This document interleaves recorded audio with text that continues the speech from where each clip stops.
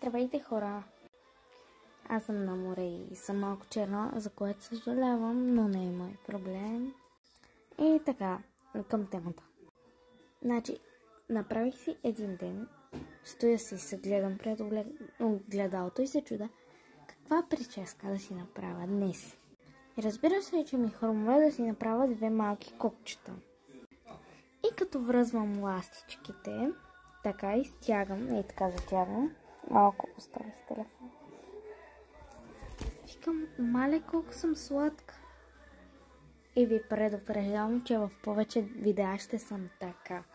Защото просто, вау. Не знам какво да кажа. Харесвам ли? Пишете в коментарите.